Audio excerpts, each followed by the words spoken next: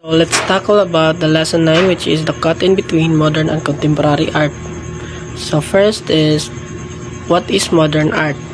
So modern art period that began in the 1880s and lasted until 1960s, and it focused on surrealism and other movements rather than traditional depictions. Artists sought new styles and philosophies for that era. So motto ang modern art kay nag-start siya or nag-began siya in the 1880s and lasted until 1960s. So next is the what is contemporary art. So the contemporary art kay na develop siya after the 1960s and it's still emerging. And it emphasizes today or the present or now, and it emphasizes today. It concerns with purity of art but with different priorities, and the ideas became more important. Visual articulation, traditional painting and sculpture were transformed into more experimental formats. So next is the abstract expressionism. So the abstract expressionism was discovered early 1940s to mid 1960s. The basic tenets of abstraction and combined it with gestural techniques, mark making, and a rugged spontaneity in its visual articulation. It started in New York, hence also called New York. So ang abstract expression kay na-combine siya with abstraction and gestural techniques, spontaneous mark making, and associated with the New York School. And the next is the two major style emerge. So the two major style emerge is the action painting and the color field. So ang action painting kay it showed physicality, direction, most often the spontaneity of the action that made drips and strokes possible. And the color field, it's emphasized the emotional power of color, from vivid demarcation to more toned down transition. So ang action painting kay nagpakita siya physicality, while ang color fields kay nag-emphasize siya sa emotional power of colors. So next is the second several movements that were cut in between in the succession of modern contemporary art. So the second is the optical art, was discovered in early 1960s onwards. The optical art is relief on creating illusion using colors, pattern, and other perspective tricks. So understandable naman kay ang optical art kay nag-create siya mga illusion using colors, patterns, and other perspective tricks. So next kay number 3, the kinetic art. So ang kinetic art kay harnessing the current and the direction of wind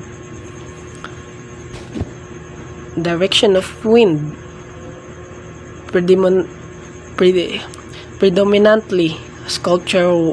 Most were mobiles and even motor drive machines. So example of how art and technology can be brought together. So ang kinetic art kay nag-harness yung movement, mostly kanang sculptural, mobile and motor driven work showing art plus technology.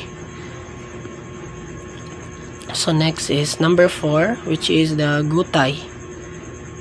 Was discovered in 1950s to 1970s. It means that embodiment and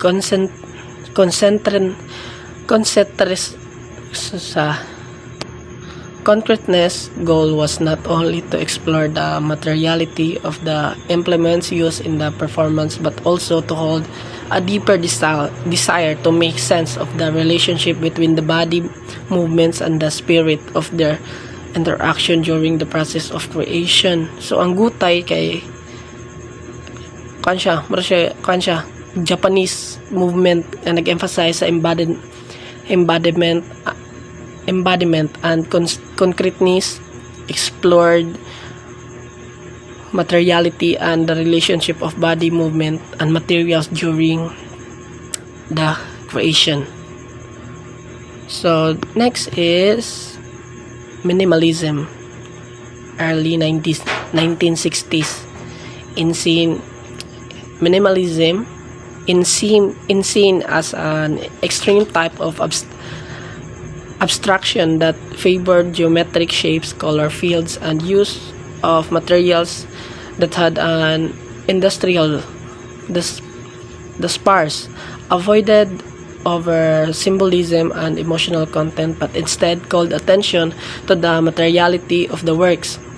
So ang minimalism kay it is a extreme abstraction favoring geometric shapes, color fields, and industrial materials that would avoided symbolism and emotional to draw attention and materiality and form.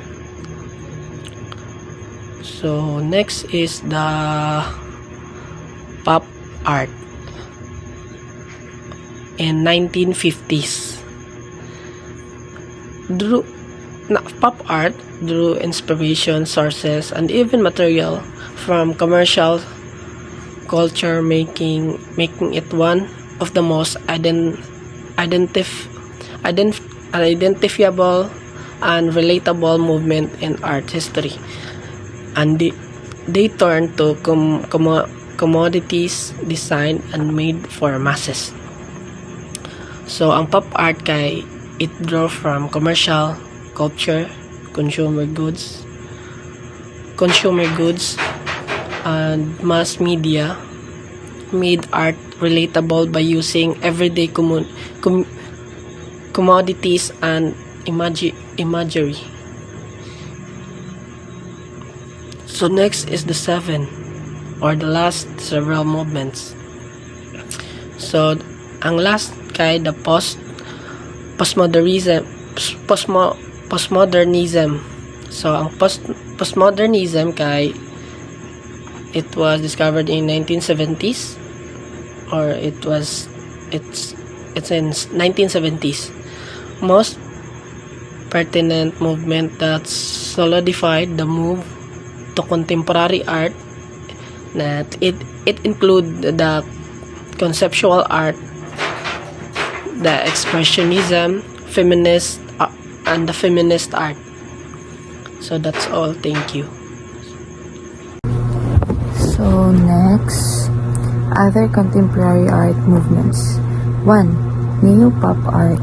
In the 1980s, Andy Warhol renewed an interest in pop art, but it's different from neo-pop art because of the first ideas of Dada, in which ready-made materials were used.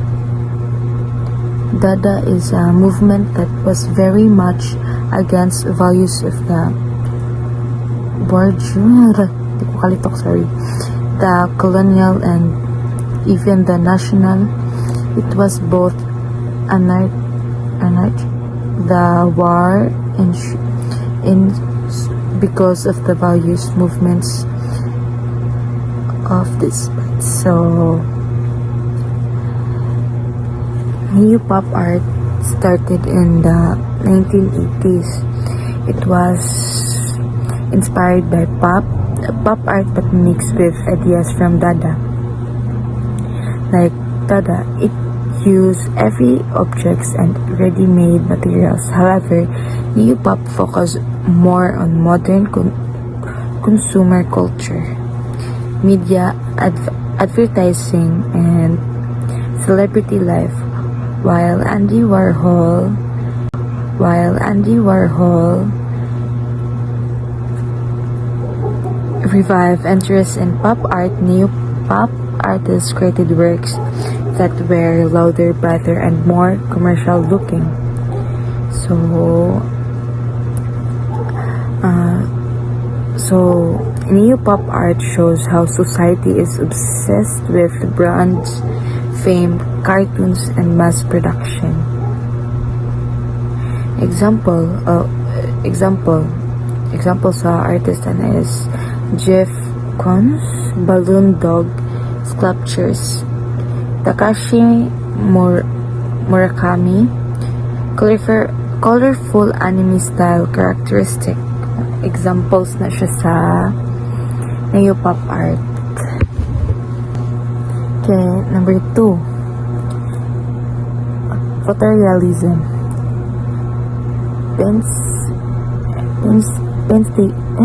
Painstaking attention to detail and without asserting the artist's personal style. Drawings and paintings are so immaculate in their precision that starts to look like it is photo without a direct reference to the artist who created it.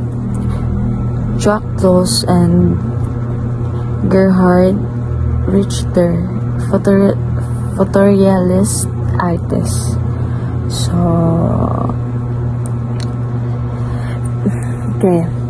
Photorealism is a style where paintings and drawings look exactly like photographs. Artists copy photos with extreme details and precision. There is little visible brush stroke and the artist's personal style is hidden. The goal is to make viewers question is this a painting or a photo? Like, kuan gani siya kanang ang mga nagtanaw gani is makapangutan na picture ba na siya or painting. It show technical skill and patience. Example of artist niya kay si Jacques Clos, large realistic portraits. Gerhard Richter kay realistic blurred paintings. Okay, number 3.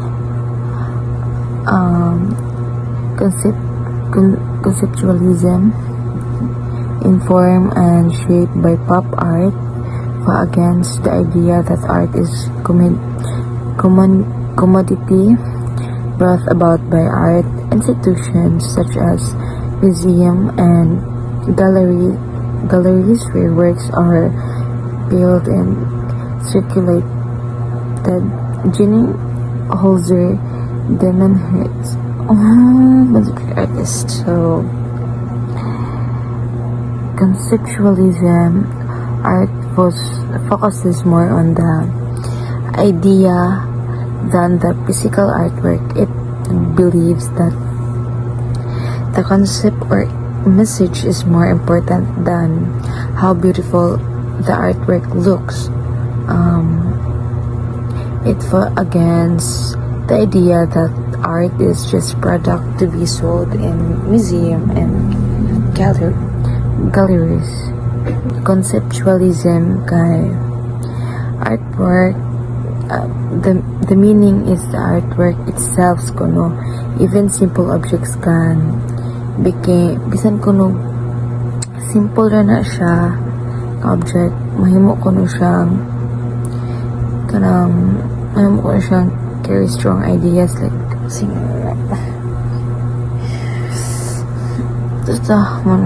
then example ng artist kay Jenny Holzer. Number 4, performance art.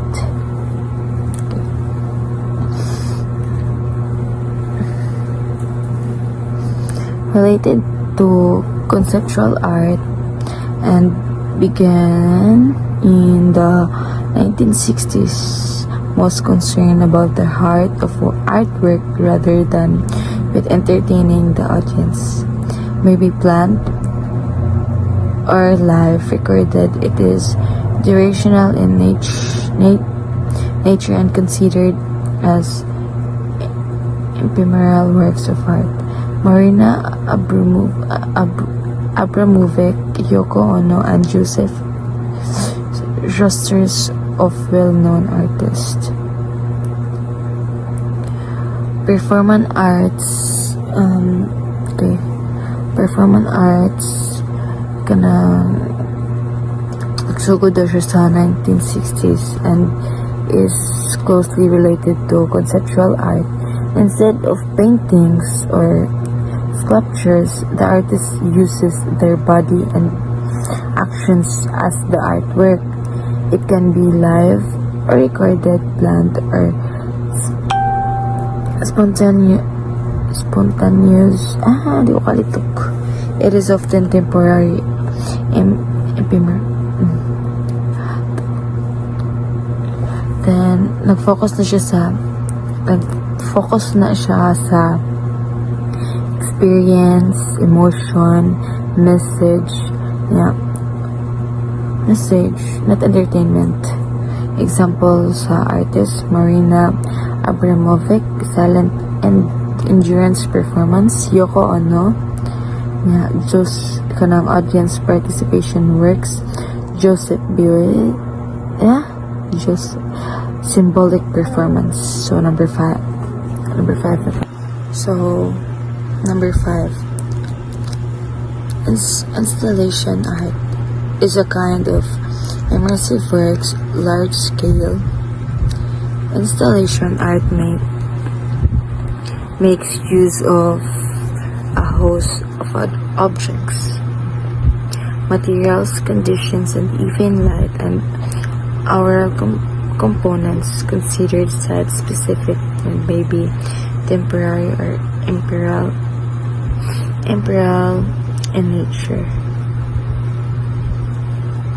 Alan Capro, Yayoi Kusama, and Dale Chihuloy, installation artist.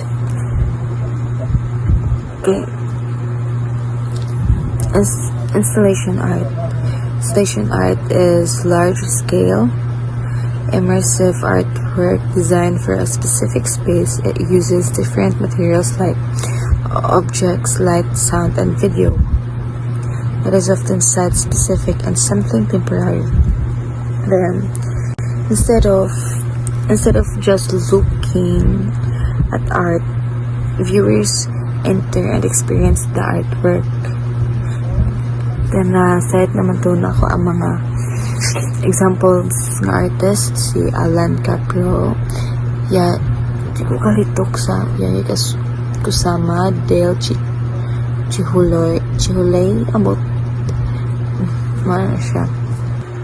Number 6, earth art, land art, considered as a kind or spin of installation. It is kind of human intervention into a specific landscape or terrain. It is different from environmental art in a scene that does not focus on the subject but rather on landscape. Landscape. Manipulation and the materials used taken directly from the ground or vegetation. Among artists may si Robert Smithson, Crystal Richard Long, Andy Goldworthy, and Jimmy Cloud. Maybe mo na siya. Ano yung pabasa? Okay. Earth art or land art is art made directly in nature. Artists manipulate landscape using soil, rocks, sand, or plants. It is different from environmental art because it focuses among artists may si Robert Smithson, Crystal Richard Long, Andy Goldworthy, and Ginny Cloud. Maybe mo na siya. Ano ay bubasa? Okay. Earth art or land art is art made directly in nature. Artists manipulate landscape using soil, rocks, sand, or plants. It is different from environmental art because it focuses on shaping the land itself. So, ang kaning earth art or land art, which becomes the canvas, the artwork is often large and some things disappear over time. Then, na site ng to na ko mga example artists number 7. So last, street art. It is byproduct of the rise of graffiti in the 1980s. Artworks created are not traditional in format but are informed by the illustrative, painterly, and brilliant technical techniques, and even a variety of media. Most commonly found in the public sphere, various people who have access to them have formed the impression and perception of the artworks themselves. This art is unsanctioned and do not enjoy the effective environments of museum and galleries.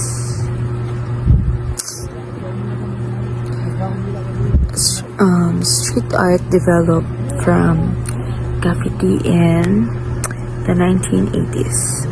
It is usually created in public space like walls, street, and buildings. Singan anak, makita araman na anak to. Siya sa gan, sa mga walls, na maagian na to, anak ganun. It is unsanctioned, not officially allowed, and not displayed in museum. Street art gives voice to social, political, and cultural issues. It is connected directly to the public. Examples sa artist kay Banksy, political stencil art, Keith Haring, bold cartoon-like figures, and Lesson 10. Soul making, appropriation, and improvisation. Number 1. Soul making, making and deriving meaning. Soul making, deriving deeper meaning from artwork using context, style, symbolism, and design principles. Style, distinctive handling of elements and media by an artist. School, period. Content includes subject matter and themes. Appreciation requires awareness of principles of designs, motifs, historical and cultural context. So, mo ni siya ang mga sa soul making. Soul making process of deep inner growth, reflection, and transformation that shapes a person, character, purpose, and an identity. So, mo ni siya ang mga examples of our soul making. So, number 1 kay overcoming personal loss, serving others in difficult situation, learning from failure, spiritual awakening. So ang kaning overcoming personal loss, kani siyang mga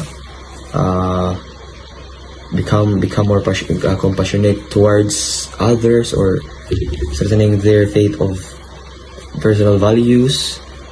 Ang kaning serving others in difficult situation kay kuha siya develop empathy, kanang discover a sense of purpose, grow in resilience and leadership. So Ang kaning learning from failure kay kanang develop discipline and perseverance, build confidence through improvement or reflect on their weaknesses.